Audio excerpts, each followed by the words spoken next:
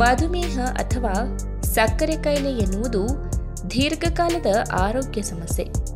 ಮನುಷ್ಯನಿಗೆ ಒಮ್ಮೆ ಕಾಣಿಸಿಕೊಂಡರೆ ಮತ್ತೆ ಆತನನ್ನ ಈ ಕಾಯಿಲೆ ಬಿಟ್ಟು ಹೋಗುವುದಿಲ್ಲ. ಹೀಗಾಗಿ ಈ ಕಾಯಿಲೆ ಕಾಣಿಸಿಕೊಳ್ಳುವ ಮುನ್ನವೇ ಆರೋಗ್ಯಕಾರಿ ಆಹಾರ ಪದ್ಧತಿ, ಮಾನಸಿಕ ಒತ್ತಡದಿಂದ ದೂರವಿದ್ದು ಆರೋಗ್ಯಕಾರಿ ಜೀವನ ಶೈಲಿ ಅಂದರೆ ಪ್ರತಿದಿನ ಆರೋಗ್ಯಕಾರಿ ಆಹಾರ ಪದ್ಧತಿ, ವ್ಯಾಯಾಮ, ನಡಿಗೆ, ಧ್ಯಾನ ಅಥವಾ ಯೋಗಾಭ್ಯಾಸಗಳನ್ನು ಮೈಗೂಡಿಸಿಕೊಂಡರೆ ಮಾತ್ರ ಈ ಕಾಯಿಲೆಯಿಂದ ದೂರವಿರಬಹುದು. ಹಾಗಾದರೆ ಈಗಾಗಲೇ ಈ ಕಾಯಿಲೆ ಅಂಟಿಸಿಕೊಂಡವರು ಯಾವೆಲ್ಲ ಬಗೆಯ ವಿಟಮಿನ್ ಕೆ ಅಂಶ ಹೆಚ್ಚಿರುವ ತರಕಾರಿಗಳನ್ನು ಸೇವನೆ ಮಾಡಬೇಕು ಎಂಬುದನ್ನು ಇವತ್ತಿನ ವಿಡಿಯೋ ಮುಖಾಂತರ ತಿಳಿದುಕೊಳ್ಳೋಣ. ಅದಕ್ಕಿಂತ ಮುಂಚೆ ನೀವಿನ್ನೂ ನಮ್ಮ ಚಾನಲ್ಗೆ ಸಬ್ಸ್ಕ್ರೈಬ್ ಆಗಿಲ್ಲ ಅಂದರೆ ಪ್ಲೀಸ್ ಸಬ್ಸ್ಕ್ರೈಬ್ ಮಾಡ್ಕೊಳ್ಳಿ, ಹಾಗೆ ಪಕ್ಕದಲ್ಲೇ ಇರುವಂತಹ ಬೆಲ್ ಐಕಾನ್ನ ಕ್ಲಿಕ್ ಮಾಡಿ. ಬ್ರೋಕೊಲಿ ಹಲವಾರು ರೀತಿಯ ಪೋಷಕಾಂಶಗಳಿಂದ ಕೂಡಿದ ತರಕಾರಿಯಾಗಿದೆ. ಇದನ್ನು ಕನ್ನಡದಲ್ಲಿ ಕೋಸುಗಡ್ಡೆ ಎಂದು ಕೂಡ ಕರೆಯಲಾಗುತ್ತದೆ. ಪ್ರಮುಖವಾಗಿ ಈ ತರಕಾರಿಗಳಲ್ಲಿ ಕಬ್ಬಿನಾಂಶ, ನಾರಿನಾಂಶ, ಪ್ರೋಟೀನ್, ಕ್ಯಾಲ್ಸಿಯಂ, ಸೆಲೆನಿಯಂ ಮತ್ತು ಮ್ಯಾಗ್ನೀಷಿಯಂ ಅಧಿಕ ಪ್ರಮಾಣದಲ್ಲಿ ಕಂಡುಬರುವುದರ ಜೊತೆಗೆ ವಿಟಮಿನ್ ಕೆ ಅಂಶ ಕೂಡ ಯಥೇಚ್ಛವಾಗಿ ಸಿಗುತ್ತದೆ. ಪ್ರಮುಖವಾಗಿ ಆರೋಗ್ಯಕರವಾದ ವಿಟಮಿನ್ ಕೆ ಅಂಶಗಳು ಮಧುಮೇಹ ರೋಗಿಗಳಲ್ಲಿ ರಕ್ತನಾಳಗಳಿಗೆ ಸಂಬಂಧಿಸಿದ ಸಮಸ್ಯೆಯನ್ನು ದೂರ ಮಾಡಿ ಹೃದಯದ ಆರೋಗ್ಯವನ್ನು ಕಾಪಾಡುತ್ತದೆ. ಜೊತೆಗೆ ರಕ್ತದಲ್ಲಿ ಸಕ್ಕರೆ ಮಟ್ಟ ಏರುಪೇರು ಆಗದಂತೆ ನೋಡಿಕೊಳ್ಳುತ್ತದೆ. ಇನ್ನು ಕೇಲ್ ಎಲೆಯಲ್ಲಿ ಮನುಷ್ಯನ ಆರೋಗ್ಯಕ್ಕೆ ಬೇಕಾಗುವ ಎಲ್ಲ ಬಗೆಯ ಪೌಷ್ಟಿಕ ಸತ್ವಗಳು ಕೂಡ ಕಂಡುಬರುತ್ತದೆ. ಪ್ರಮುಖವಾಗಿ ಬೇಯಿಸಿದ ಕೇಲ್ ಎಲೆಯಲ್ಲಿ ಸಮೃದ್ಧ ಪ್ರಮಾಣದಲ್ಲಿ ವಿಟಮಿನ್ ಕೆ ಅಂಶ ಕಂಡುಬರುತ್ತದೆ.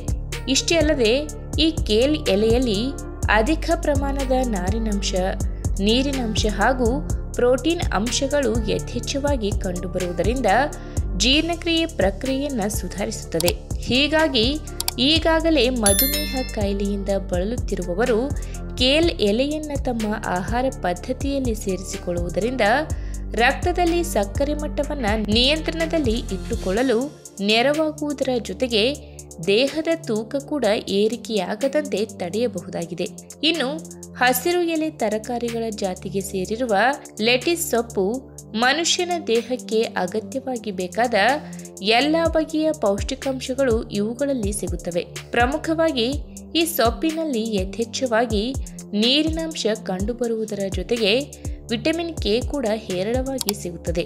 ಅಷ್ಟೇ ಅಲ್ಲದೆ ಈ ತರಕಾರಿಯಲ್ಲಿ ಗ್ಲೈಸೆಮಿಕ್ ಸೂಚ್ಯಂಕ ತುಂಬಾನೇ ಕಡಿಮೆ ಪ್ರಮಾಣದಲ್ಲಿ ಕಂಡುಬರುವುದರಿಂದ ರಕ್ತದಲ್ಲಿ ಸಕ್ಕರೆ ಮಟ್ಟ ಏರಿಕೆಯಾಗದಂತೆ ತಡೆಯುತ್ತದೆ. ಇನ್ನು ಪಾಲಕ್ ಸೊಪ್ಪಿನ ಬಗ್ಗೆ ನಮಗೆಲ್ಲ ಗೊತ್ತಿದೆ. ತನ್ನಲ್ಲಿ ಕಡಿಮೆ ಪ್ರಮಾಣದಲ್ಲಿ ಕ್ಯಾಲೋರಿ ಹಾಗೂ ಹೆಚ್ಚಿನ ಪೌಷ್ಟಿಕಾಂಶಗಳನ್ನು ಹೊಂದಿರುವ ಸೊಪ್ಪು. ಪ್ರಮುಖವಾಗಿ ಈ ಸೊಪ್ಪಿನಲ್ಲಿ ಕಬ್ಬಿನಾಂಶ, potassium, magnesium, vitamin A, vitamin B, vitamin C ಹಾಗೂ ವಿಟಮಿನ್ ಕೆ ಹೇರಳವಾಗಿ ಕಂಡುಬರುವುದರಿಂದ ಮಧುಮೇಹ ಇದ್ದವರಿಗೆ ಈ ಹಸಿರೆಲೆ ಸೊಪ್ಪು ಬಹಳ ಒಳ್ಳೆಯದು ಎಂದು ಸಾಬೀತಾಗಿದೆ. ಇನ್ನು ತನ್ನಲ್ಲಿ ಕಹಿ ಗುಣವನ್ನು ಒಳಗೊಂಡಿರುವ ಮೆಂತ್ಯ ಸೊಪ್ಪಿನಲ್ಲಿ ಮನುಷ್ಯನ ಆರೋಗ್ಯಕ್ಕೆ ಬೇಕಾಗುವ ಎಲ್ಲ ಬಗೆಯ ಪೌಷ್ಟಿಕ ಸತ್ವಗಳು ಕೂಡ ಕಂಡುಬರುತ್ತದೆ. ಹೀಗಾಗಿ ನಮ್ಮ ದೈನಂದಿನ ಆಹಾರ ಪದಾರ್ಥಗಳಲ್ಲಿ ಈ ಸೊಪ್ಪನ್ನು ಬಳಸಿಕೊಳ್ಳುವುದರಿಂದ ಆರೋಗ್ಯಕ್ಕೆ ಬೇಕಾಗುವ ಹಲವಾರು ರೀತಿಯ ಪ್ರಯೋಜನಗಳು ಸಿಗುತ್ತಾ ಹೋಗುತ್ತದೆ. ಪ್ರಮುಖವಾಗಿ ಈ ಸೊಪ್ಪಿನಲ್ಲಿ ಕರಗುವ ನಾರಿನಾಂಶ, ಬೀಟಾ ಕ್ಯಾರೋಟಿನ್ ಹಾಗೂ ವಿಟಮಿನ್ ಸಿ, ವಿಟಮಿನ್ ಎ ಮತ್ತು ವಿಟಮಿನ್ ಕೆ ಅಂಶಗಳು ಅಧಿಕ ಪ್ರಮಾಣದಲ್ಲಿ ಕಂಡುಬರುತ್ತದೆ. ಮಧುಮೇಹ ರೋಗಿಗಳ ರಕ್ತದಲ್ಲಿ ಸಕ್ಕರೆ ಪ್ರಮಾಣ ಏರಿಕೆಯಾಗದಂತೆ ಸಹಾಯ ಮಾಡಿ ಮಧುಮೇಹ ಕಾಯಿಲೆಯನ್ನು ನಿಯಂತ್ರಣದಲ್ಲಿಡಲು ನೆರವಾಗುತ್ತದೆ.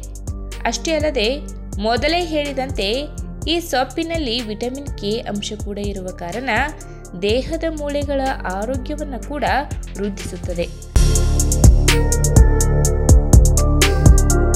ಇಂದಿನ ದಿನಗಳಲ್ಲಿ ಮನುಷ್ಯನಿಗೆ ಹೆಚ್ಚು ಭಯಪಡಿಸುವ ಕಾಯಿಲೆಗಳ ಪಟ್ಟಿಯಲ್ಲಿ ಮಧುಮೇಹ ಕೂಡ ಸ್ಥಾನ ಪಡೆದುಕೊಂಡಿದೆ. ಸೈಲೆಂಟ್ ಕಿಲ್ಲರ್ ಎಂದೇ ಕರೆಯಲಾಗುವ ಈ ಕಾಯಿಲೆ ಮನುಷ್ಯರಿಗೆ ಒಮ್ಮೆ ಕಾಣಿಸಿಕೊಂಡರೆ ಮತ್ತೆ ಹೋಗುವುದಿಲ್ಲ. ಈ ಕಾಯಿಲೆಯ ರೋಗ ಲಕ್ಷಣಗಳನ್ನ ಸರಿಯಾಗಿ ಅರ್ಥ ಮಾಡಿಕೊಳ್ಳಲಾಗದೆ ಅಥವಾ ಇದಕ್ಕೆ ಸರಿಯಾಗಿ ಚಿಕಿತ್ಸೆ ಮಾಡದೆ ಅದೆಷ್ಟೋ ಜನ ನಮ್ಮಲ್ಲಿ ಪ್ರಾಣ ಬಿಟ್ಟಿರುವ ಉದಾಹರಣೆಗಳು ಸಾಕಷ್ಟಿವೆ. ಇನ್ನು ಆತಂಕದ ವಿಚಾರ ಏನೆಂದರೆ ಮಧುಮೇಹದ ಮತ್ತು ಹೃದಯದ ಕಾಯಿಲೆಗಳಿಗೆ ಸಾಕಷ್ಟು ಹತ್ತಿರದ ಸಂಬಂಧವಿದೆ ಎಂದು ವೈದ್ಯರು ಎಚ್ಚರಿಸುತ್ತಾರೆ. ಹೀಗಾಗಿ ಈ ಕಾಯಿಲೆಯಿಂದ ದೂರವಿರಬೇಕೆಂದರೆ ಅದಕ್ಕೆ ಒಂದೇ ಮಾರ್ಗ ಏನೆಂದರೆ ಆಹಾರದ ಪದ್ಧತಿಯಲ್ಲಿ ಹಾಗೂ ಜೀವನ ಶೈಲಿಯಲ್ಲಿ ಮಾತ್ರ ಈ ಕಾಯಿಲೆಯ ವಕ್ರ ದೃಷ್ಟಿಯಿಂದ ಪಾರಾಗಬಹುದು. ಇಲ್ಲಾಂದ್ರೆ ಈ ಕಾಯಿಲೆ ಕಾಣಿಸಿಕೊಂಡ ಮೇಲೆ ಹಲವಾರು ಆರೋಗ್ಯ ಸಮಸ್ಯೆಗಳನ್ನ ಎದುರಿಸಬೇಕಾಗಿ ಬರಬಹುದು.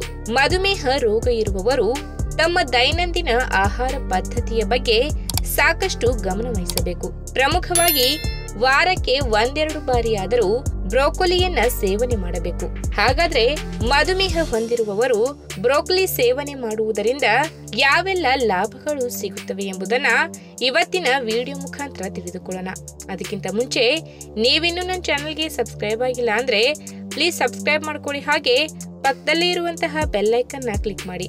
ಮಧುಮೇಹ ರೋಗಿಗಳು ಮನೆಯ ಇತರ ಸದಸ್ಯರು ತಿನ್ನುವ ಹಾಗೆ ಮನಸ್ಸಿಗೆ ಇಷ್ಟವಾಗುವ ಅಥವಾ ಬಾಯಿಗೆ ರುಚಿ ಕೊಡುವ ಆಹಾರ ಪದಾರ್ಥಗಳನ್ನ ತಿನ್ನುವ ಹಾಗಿಲ್ಲ.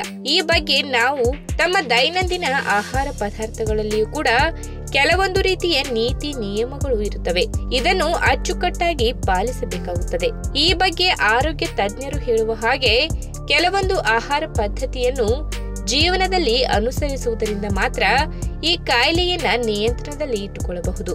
ಇನ್ನು ದೀರ್ಘಕಾಲದಿಂದ ಮಧುಮೇಹ ಸಮಸ್ಯೆಯಿಂದ ಬಳಲುತ್ತಿರುವವರು ಆಗಾಗ ಬ್ರೋಕೊಲಿ ಅಥವಾ ಕೋಸುಗಡ್ಡೆ ಸೇವನೆ ಮಾಡುವುದರಿಂದ ರಕ್ತದಲ್ಲಿ ಸಕ್ಕರೆ ಮಟ್ಟವನ್ನ ಅಚ್ಚುಕಟ್ಟಾಗಿ ನಿರ್ವಹಣೆ ಮಾಡಿಕೊಳ್ಳಬಹುದು. ಇದರಿಂದ ಮಧುಮೇಹ ಕೂಡ ನಿಯಂತ್ರಣಕ್ಕೆ ಬರುತ್ತದೆ ಎಂದು ಸಂಶೋಧಕರು ಅಭಿಪ್ರಾಯ ಪಡುತ್ತಾರೆ.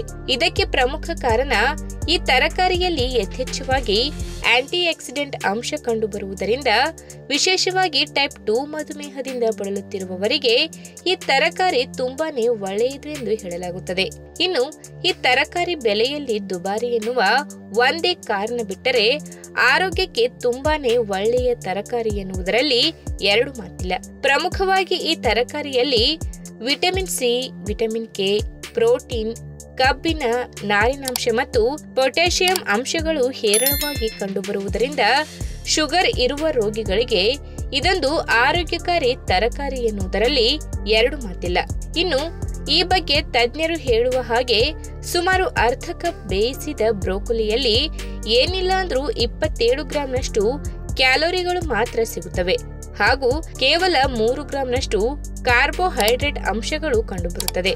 ಹೀಗಾಗಿ ಈಗಾಗಲೇ ಸಕ್ಕರೆ ಕಾಯಿಲೆಯಿಂದ ಬಳಲುತ್ತಿರುವವರು ಈ ತರಕಾರಿಯನ್ನ ತಮ್ಮ ದೈನಂದಿನ ಆಹಾರ ಪದ್ಧತಿಯಲ್ಲಿ ಸೇರಿಸಿಕೊಳ್ಳುವುದರಿಂದ ರಕ್ತದಲ್ಲಿ ಸಕ್ಕರೆ ಮಟ್ಟ ಕಡಿಮೆಯಾಗುವುದು ಮಾತ್ರವಲ್ಲದೆ ದೇಹದ ತೂಕವನ್ನ ಕೂಡ ಅಚ್ಚುಕಟ್ಟಾಗಿ ನಿರ್ವಹಣೆ ಮಾಡಬಹುದು.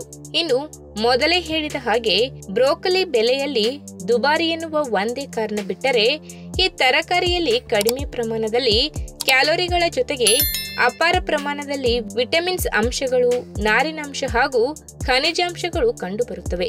ಇವೆಲ್ಲವೂ ಕೂಡ ನಮ್ಮ ಆರೋಗ್ಯಕ್ಕೆ ಅಗತ್ಯವಾಗಿ ಬೇಕಾದ ಅಂಶಗಳು ಆಗಿರುವುದರಿಂದ ವಾರಕ್ಕೆ ಒಮ್ಮೆಯಾದರೂ ಈ ತರಕಾರಿಯನ್ನ ಸೇವನೆ ಮಾಡುವುದರಿಂದ ಮಧುಮೇಹವನ್ನ ನಿಯಂತ್ರಣ ಮಾಡಿಕೊಳ್ಳುವುದರ ಜೊತೆಗೆ ದೇಹದ ತೂಕವನ್ನ ಕೂಡ ಇಳಿಸಿಕೊಳ್ಳಲು ನೆರವಾಗುತ್ತದೆ. ಪ್ರಮುಖವಾಗಿ ಈ ತರಕಾರಿಯಲ್ಲಿ ನಾರಿನಾಂಶ ಹಾಗೂ ಆಂಟಿ ಆಕ್ಸಿಡೆಂಟ್ ಅಂಶಗಳ ಮಟ್ಟ ಹೆಚ್ಚಾಗಿರುವುದರಿಂದ ಜೀರ್ಣಾಂಗ ವ್ಯವಸ್ಥೆಯ ಆರೋಗ್ಯ ಅಚ್ಚುಕಟ್ಟಾಗಿ ನಿರ್ವಹಣೆಯಾಗುತ್ತದೆ.